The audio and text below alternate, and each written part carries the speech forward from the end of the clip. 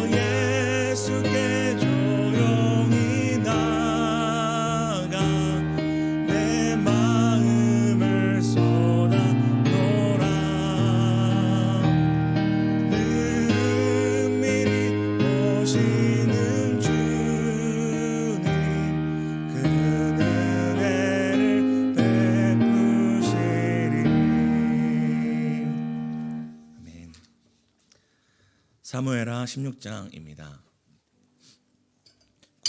구약성경 사무엘하 16장 1절에서 14절 우리 교독하시고 마지막 14절은 함께 읽도록 하겠습니다.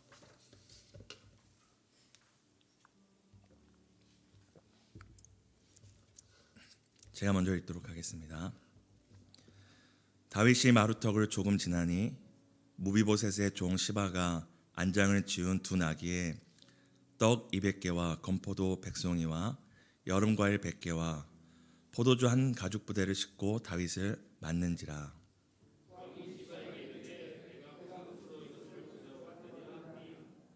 시바가 이르되 나귀는 왕의 가족들이 타게 하고 떡과 과일은 청년들이 먹게 하고 포도는 들에서 피곤한 자들에게 마시게 하려.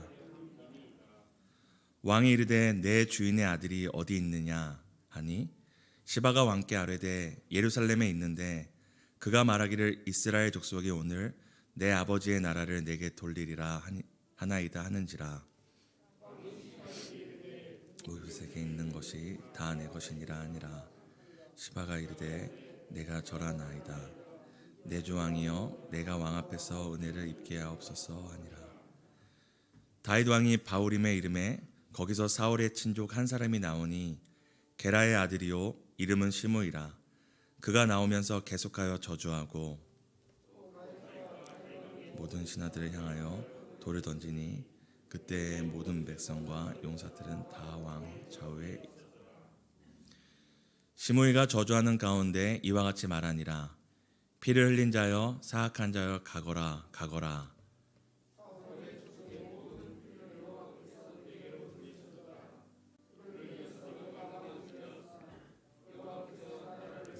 압살롬의 손에 넘기셨도다. 보라 너는 피를 흘린 자이므로 화를 자초하였느니라 하는지라. 수르야의 아들 아비새가 왕께 여짜오되 이 죽은 개가 어찌 내 주 왕을 저주하리이까. 청하건대 내가 건너가서 그의 머리를 베게 하소서 하니 왕이 이르되 수르야의 아들들아 내가 너희와 무슨 상관이 있느냐. 그가 저주하는 것은 여호와께서 그에게 다윗을 저주하라 하심이니 내가 어찌 그리하였느냐 자가 누구겠느냐 하고. 또 다윗이 아비새와 모든 신하들에게 이르되 내 몸에서 난 아들도 내 생명을 해하려 하거든 하물며 이 베냐민 사람이랴. 여호와께서 그에게 명령하신 것이니 그가 저주하게 버려두라.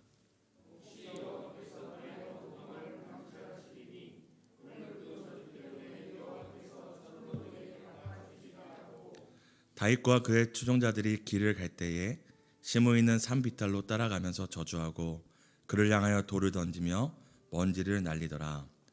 왕과 그와 함께 있는 백성들이 다 피곤하여 한 곳에 이르러 거기서 쉬니라. 아멘. 오늘도 말씀과 기도로 하루를 시작하시는 성도 여러분 축복합니다. 오늘 본문은 다윗이 광야로 도망치는 여정을 담고 있습니다. 사무엘하 15장 23절에 보면은 다윗이 이제 그 사람들과 함께 광야로 떠나니라라는 그 말씀이 지금 여기까지 계속 이어지고 있는 것입니다.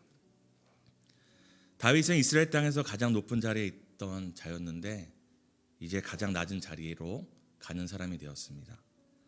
모든 것을 가진 자에서 모든 것을 잃은 자가 되어서 광야로 도망칩니다. 오늘 다윗이 광야로 도망치는 가운데 두 사람을 만납니다. 첫 번째 사람은 바로 다윗의 위기를 자신의 기회로 삼기 위해 찾아온 시바입니다. 다윗의 피난길을 돕는 자처럼 위장하여서 다윗을 마중 나옵니다. 이제 그는 우리가 읽었던 것처럼 그 무비보셋, 죽은 요나단의 아들 무비보셋의 종이었습니다. 피난 가는 다윗을 찾아온 시바는 먼저 다윗에게 양식과 물품을 공급하며 자신이 다윗에게 충성을 다하고 있는 것처럼 말을 합니다. 그러나 그는 자신이 주인 무비보셋과 다윗 사이를 이간질하고 있으며 그로 인해서 이 종의 자리에서 주인의 자리를 오르는 것을 꿈꾸고 있었습니다. 우리 한번 오늘 읽었던 16장 3절에서 4절을 함께 우리 읽었으면 좋겠습니다. 함께 16장 3절에서 4절입니다. 읽겠습니다. 왕이 이르되 내 주인의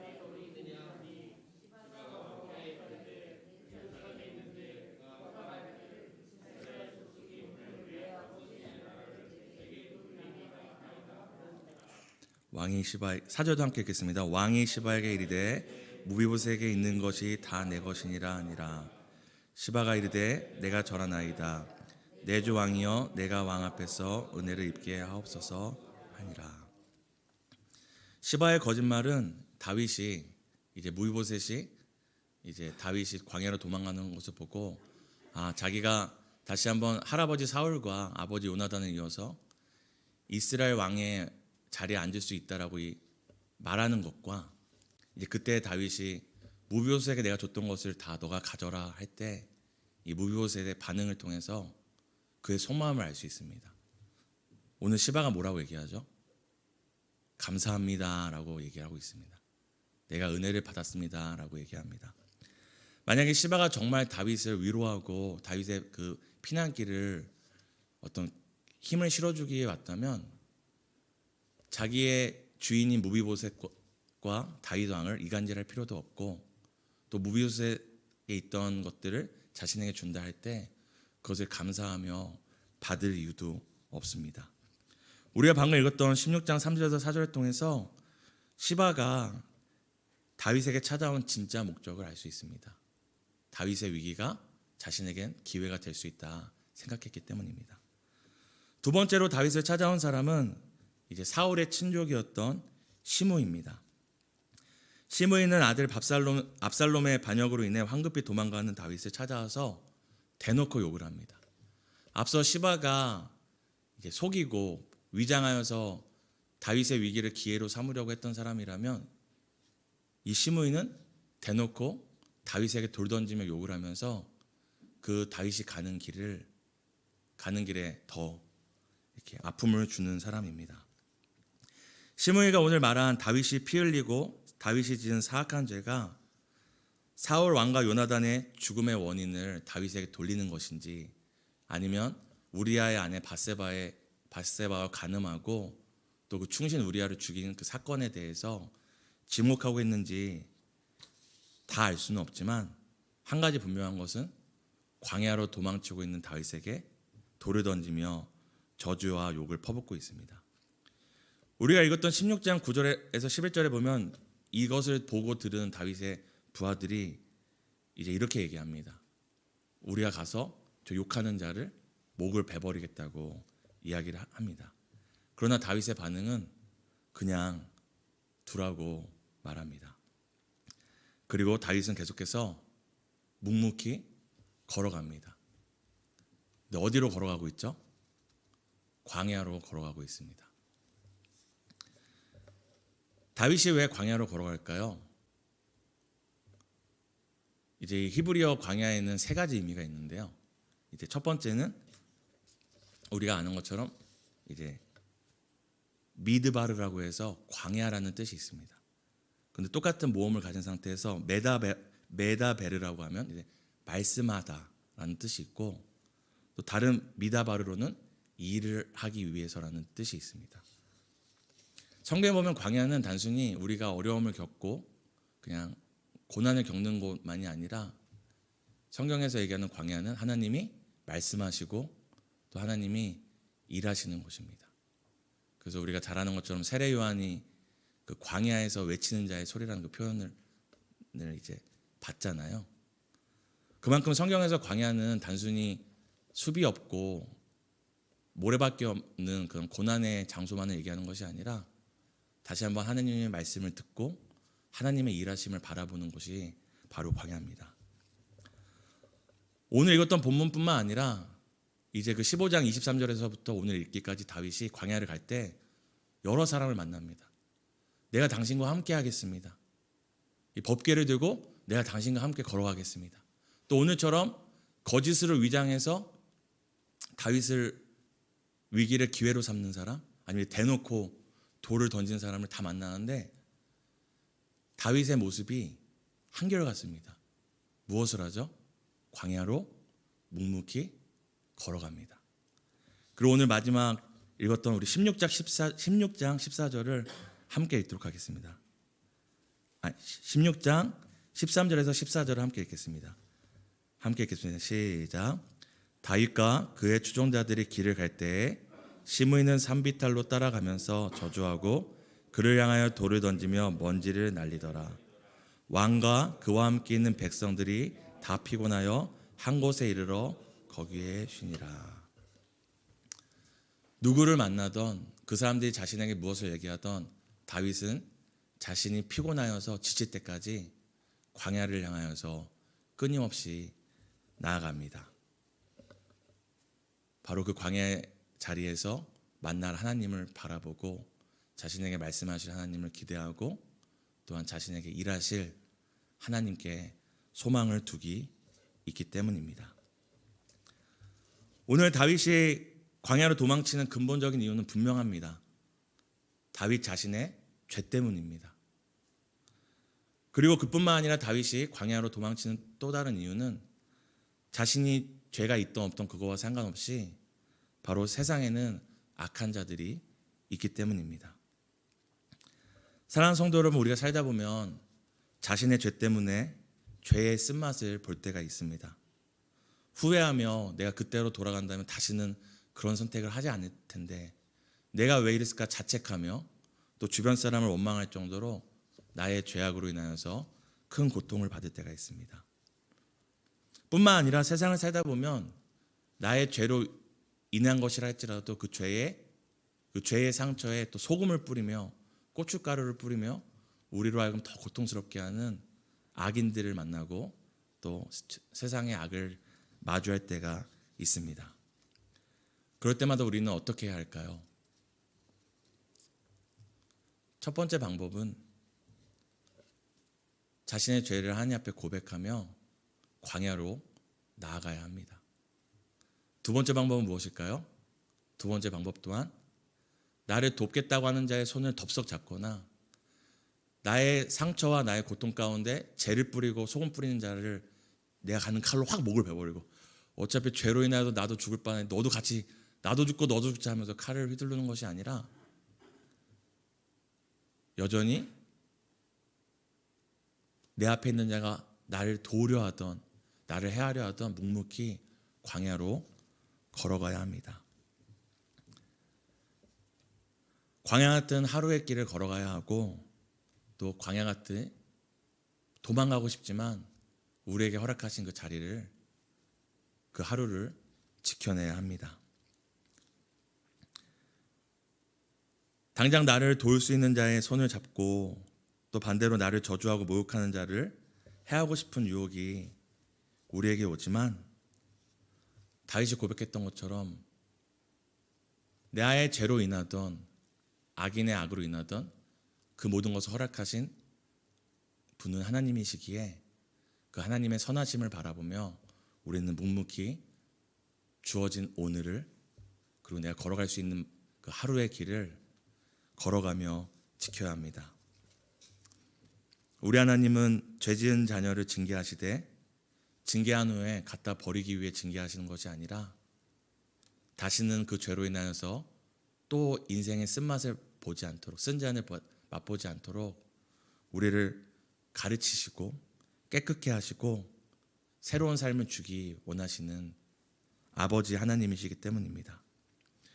또한 악인으로 인하여서 말할 수 없는 손해와 피해를 보았을 때도 젖먹던 힘을 다해서 원수를 갚기보다 우리의 원통함을 감찰하시고 그리고 오늘 다윗이 고백한 것처럼 선으로 마침내 모든 것이 합력하여 선을 이루실 그 하나님께 소망을 두고 우리는 또 하루하루를 걸어가야 합니다. 사랑하는 성도 여러분, 뿌리 깊은 나무는 바람에 흔들릴지라도 쉽게 뿌리 뽑히지 않습니다. 하나님을 향한 깊은 신뢰와 소망의 뿌리를 둔 성도는 우리의 인생의 죄와 악인으로 인하여서 흔들릴 때가 있지만 결코 그 뿌리는 뽑히지 않습니다. 왜일까요? 우리의 뿌리가 생각보다 깊어서가 아닙니다. 바로 하나님께서 그 성도의 뿌리를 붙잡고 계시기 때문입니다. 나무가 지구를 붙잡고 있는 것이 아니라 지구가 나무의 뿌리를 붙잡아주고 있는 것처럼 하나님께서는 그 자녀의 인생의 뿌리를 꼭 붙잡고 결코 놓지 않으심을 믿으시길 바랍니다. 함께 우리 말씀을 가지고 기도했으면 좋겠습니다. 첫 번째는 우리 지난 한 주를 마무리하며 우리가 하나님과 사람에게 범죄한 것이 있다면 회개하기 원합니다. 두 번째는 나의 죄로 인하여 징계를 받고 세상의 악으로 인하여 말할 수 없는 시련을 겪지만 모든 것을 합력하여 마침내 선을 이루시는 하나님께 소망을 두고 신뢰하게 해달라고 우리 함께 기도하시겠습니다.